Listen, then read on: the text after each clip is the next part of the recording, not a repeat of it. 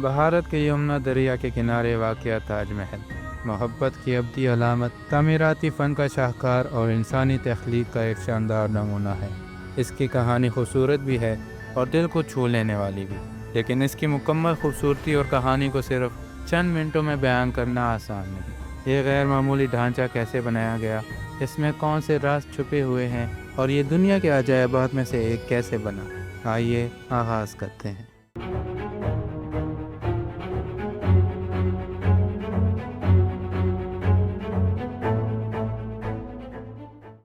تاج محل کی کہانی تاریخ کی سب سے عظیم داستانوں میں سے ایک کے ساتھ شروع ہوتی ہے۔ 1632 میں مغل بادشاہ شاہ جہاں نے اپنی محبوب ترین بیوی ممتاز محل کے لیے تاج محل کے بنانے کا حکم دیا، جو ان کے 14ویں بچے کی ولادت کے دوران انتقال کر گئی تھی۔ ممتاز محل، جس کا مطلب ہے محل کی منتخب شدہ، نہ صرف شاہ جہاں کی بیوی تھی بلکہ ان کی رازدار اور دوست بھی تھی۔ ان کی موت پر غمزدہ شاہ جہاں نے ایک ایسا یادگار بنانے کا وعدہ کیا جو ان کی خوبصورت اور لازوال محبت کی علامت بن گیا۔ تاج محل کی تعمیر کوئی آسان کام نہ تھا، اس کو بنانے میں 22 سال لگے۔ 1632 میں شروع ہونے والا تاج محل 1653 میں مکمل ہوا۔ اس شاندار عجوبے کو بنانے کے لیے کل 20,000 سے زیادہ کاریگروں اور مزدوروں نے دن رات حصہ لیا۔ دنیا کے مختلف حصوں سے اس کا مواد منگوایا گیا، جس میں سنگ مرمر راجستھان کے مکران سے لایا گیا، جیڈز اینڈ کرسٹلز یعنی جواہرات وغیرہ چین سے لائے گئے، تبت سے فیروزوں کو لیا گیا اور لاجور یعنی لاپس لازولی افغانستان سے منگوایا گیا۔ نتیجہ آپ کے سامنے موجود دنیا کا ایک عجوبہ، جو فارسی، اسلامی اور ہندوستانی تعمیراتی فنون کا ایک حسین امتزاج سامنے آ گیا۔ اس عجوبے میں شامل ایک 75 میٹر لمبا گنبد، جس کے ارد گرد 4 نفیس مینار ہیں جو زلزلوں سے بچنے کے لیے باہر کی طرف جھکے ہوئے ہیں۔ قرآن کے آیات کے ساتھ کی گئی سنگ مرمر میں کالی خطاطی بھی شامل ہے۔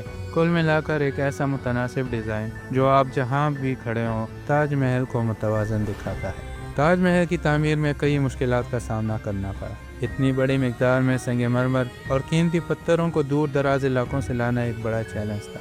مزدور شدید گرمی اور سردی میں شدت سے محنت کرتے رہے۔ مالی مشکلات بھی سامنے آئیں کیونکہ یہ منصوبہ چلتے چلاتے 2 دہائیوں سے زیادہ طویل ہو گیا تھا۔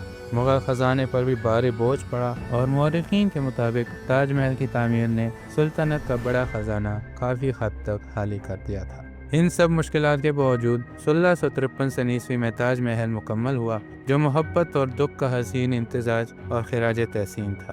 دنیا کے نقشے پر ابھرتے ہی اس نے سب کے دل جیت لیے۔ مغل سلطنت کے لیے تاج محل ایک طاقت، محبت اور فن کے عروج کی علامت بن گیا۔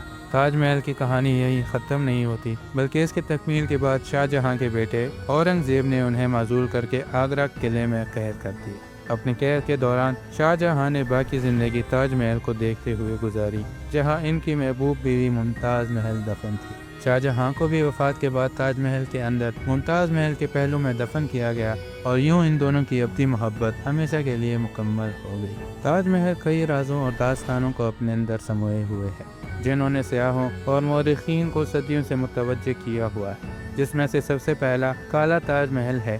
ایک مشہور داستان یہ ہے کہ شاہ جہاں نے دریائے یمنا کے پار ایک کالا تاج محل تعمیر کرنے کا ارادہ کیا تھا، جو سفید تاج محل کے بالکل آمنے سامنے ہوتا، لیکن اس کو تعمیر کرنے سے پہلے ان کے بیٹے نے انہیں تخت سے ہٹا دیا اور یہ خواب حقیقت نہ بن سکا۔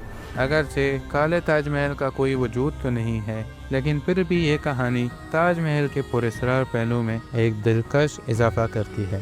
تاج محل کے بارے میں دوسری پراسرار بات یہ ہے کہ کہا جاتا ہے کہ شاہ جہاں نے تاج محل کی تکمیل کے بعد کاریگروں کے ہاتھ کٹوانے کا حکم دیا تاکہ دنیا میں ایسا کوئی شاہکار دوبارہ نہ بنا سکے۔ اگرچہ یہ کہانی زیادہ تر ایک افسانہ سمجھی جاتی ہے، لیکن یہ تاج محل کے گرد قربانی اور انفرادیت کو ظاہر کرتی ہے۔ تیسرا راز تاج محل کے مرکزی عمارت کے نیچے چھپے ہوئے تہخانوں کے بارے میں ہے۔ خیال یہ کیا جاتا ہے کہ ان میں تعمیراتی راز یا خزانے چھپائے گئے ہیں۔ ان کمروں تک ابھی تک کسی کی بھی رسائی ممکن نہیں ہوگی۔ چوتھی اور سب سے منفرد خاصیت، جو کہ سچ بھی ہے، اس تاج محل کا رنگ بدلنے کا عمل ہے۔ تاج محل دن بھر اپنے رنگ بدلتا رہتا ہے۔ دوپہر میں سفید چمکتا ہے، صبح کے وقت گلابی، جبکہ چاندنی رات میں سنہری رنگ میں نہا جاتا ہے۔ یہ جلوے محبت کے بدلتے ہوئے جذبات کی علامات ہیں۔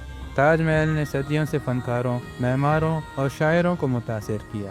اس کی مکمل ہم آہنگی، شاندار کاریگری اور محبت کی کہانی نے اس کو عالمی مثال بنا دیا ہے۔ لیکن وقت کے ساتھ ساتھ تاج محل کو مختلف مشکلات کا سامنا بھی کرنا پڑتا ہے۔ آلودگی اور تیزابی بارش یعنی ایسڈ رین نے سنگ مرمر کی چمک کو کم کر دیا ہے۔ اس کی بحالی کے لیے مڈ پیک تھراپی جیسے اقدامات کیے گئے۔ اس مڈ پیک تھراپی میں ملتانی مٹی کو پانی میں مکس کر کے پیسٹ بنایا جاتا ہے اور اس تاج محل کے سنگ مرمر پر لگا دیا جاتا ہے، جس سے یہ سنگ مرمر پر لگی ہوئی آلودگی اور داغ دھبے جذب کر سکے، اور اس کے خشک ہونے کے بعد اسے پانی سے دھو دیا جاتا ہے۔ اس تکنیک سے سنگ مرمر ایک دم نئے جیسا چمکنے لگتا ہے۔ دوسرا خطرہ دریائے یمنا سے ہے، جس کا پانی دھیرے دھیرے خشک ہوتا جا رہا ہے۔ ماہرین کے مطابق یہ تاج محل کے بنیادوں پر اثر انداز ہو سکتا ہے۔ اس کے علاوہ ہر سال آنے والے لاکھوں سیاحوں کے قدم جو اس پر پڑتے ہیں اس پر دباؤ ڈالتے ہیں، جس سے اس کے تحفظ پر اثر ہو سکتا ہے۔ ان تمام مشکلات اور چیلنجز کے باوجود ہندوستانی سرکار اور یونیسکو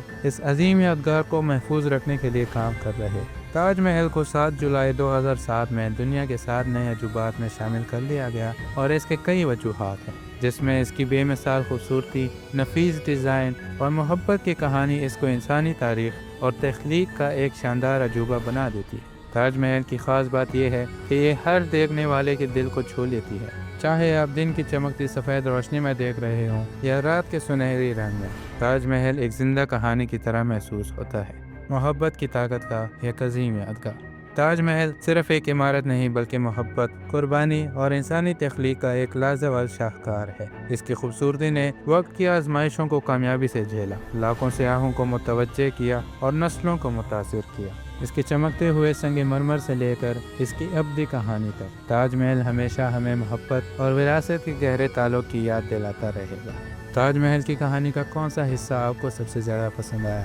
رنگ بدلنے کی صلاحیت، شاہ جہاں اور ممتاز محل کی کہانی، یا اس کی شاندار کاریگری؟